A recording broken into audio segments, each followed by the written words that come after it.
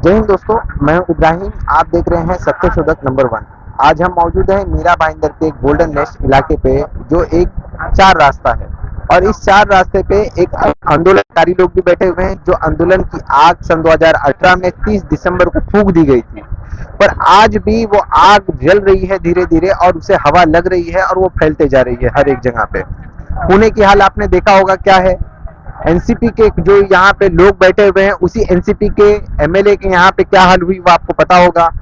हम जानने की ये कोशिश कर रहे हैं कि आखिरकार इस मांग को लेकर के इस मांग में क्या जरूरत है। मराठा आरक्षण इतनी क्या जरूरत है, जैसे कि आप ही लोग कह रहे हो कि एक मराठा लाख मराठा। तो जब एक मराठा लाख मराठा है तो उसे आरक्षण की जरूरत क्या है, हम इनसे जानने की कोशिश करते हैं कि आरक्षण आखिरकार चाहिए तो क्यों चाहिए। सर, आरक्षण आखिरकार क्यों चाहिए आपको? आरक्षण ये मांग अभी की नहीं है, ये बहुत सालों से मांग चालू है मराठा आरक्षण के लिए।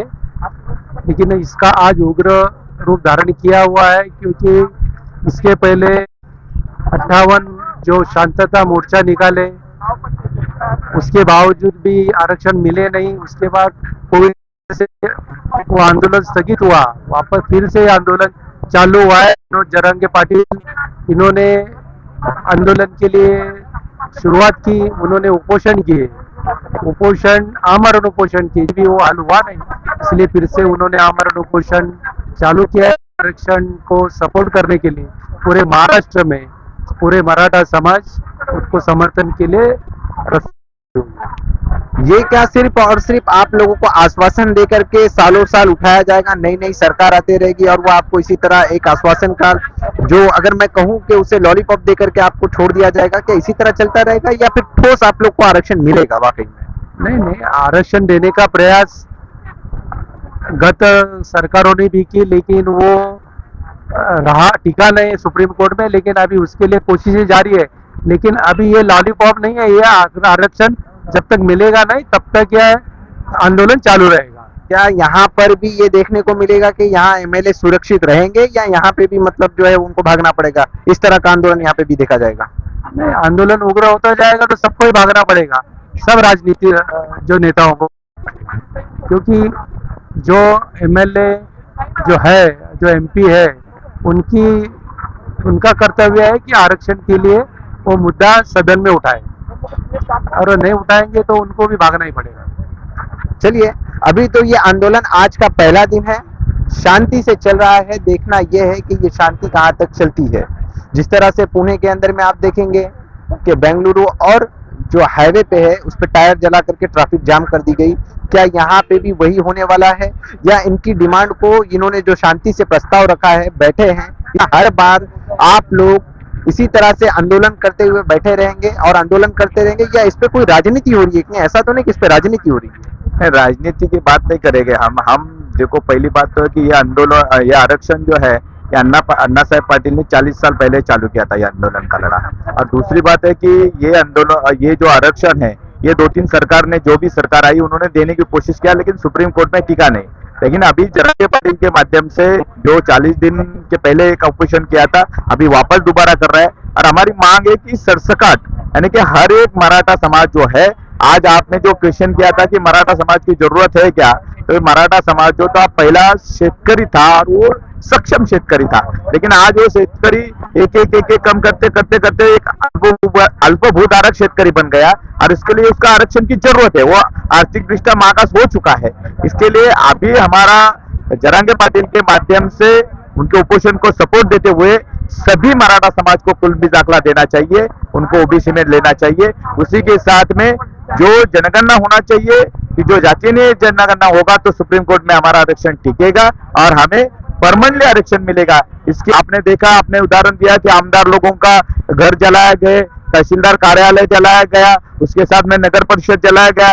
लेकिन हम चाहते, क्योंकि ये सर्वपक्षीय लोग हैं, हम चाहते शांतिपूर्वक आंदोलन होए, लेकिन इसमें अलग अलग लोगों को अपना बलिदान नहीं देना पड़ेगा, तो सरकार को बहुत महंगा पड़ेगा। और फिर वही आंदोलन जो महाराष्ट्र चल रहा है, उसी ढंग से भाईंदर में भी आंदोलन होगा।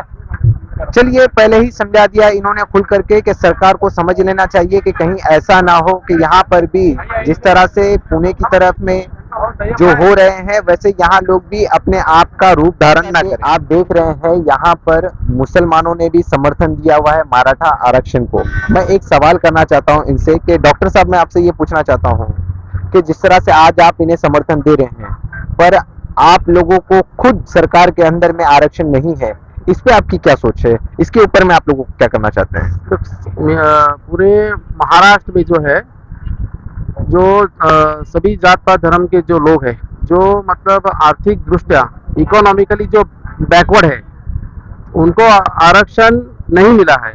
तो ऐसे सभी लोगों को आरक्षण मिलने से वो मुख्य प्रवाह में आ जाएंगे। तो अभी हम देख रहे हैं मराठा आरक्षण की लड़ाई जो लोग लड़ रहे हैं, तो हमारे पूरे मुस्लिम समाज का पूरा समर्थन ये है। ओबीसी अपनी लड़ाई लड़ रहे हैं, उसके बाद धनगर समाज अपनी लड़ाई लड़ रहे हैं।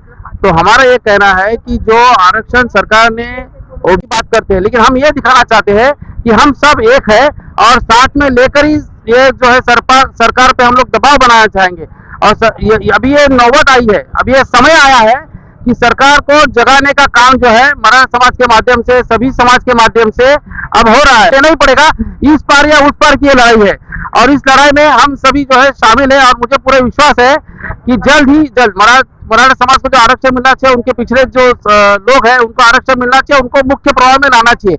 आरक्षण के बिना वो मुख्य प्रवाह आ ही नहीं सकते हैं। ये आरक्षण की लड़ाई इसीलिए हम सभी लड़ रहे हैं और पूरा समर्थन हमें प्राप्त है। मराठा समाज के साथ साथ मुस्लिमों का भी आरक्षण निश्चित रूप से मिलेगा।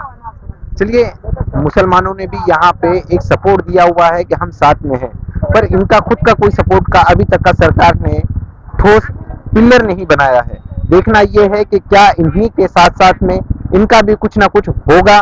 जिस तरह से शिक्षा के अंदर में कहा था कि 5% मिलेगा, वो क्या मिल रहा है वो आपको पता है। मुझे इन लोगों को क्या मिलने वाला है ये भी आने वाला वक्त ही बताएगा। क्या इसमें कुछ लोगों को अपनी बलिदान देनी होगी तब जाकर के सरकार मानेगी, या फिर इनका बैठना ही सरकार के लिए काफी है, ये आने वाला वक्त ही बताएगा। आप देख रहे हैं सत्यशोधक नंबर 1, मैं हूं इब्राहिम।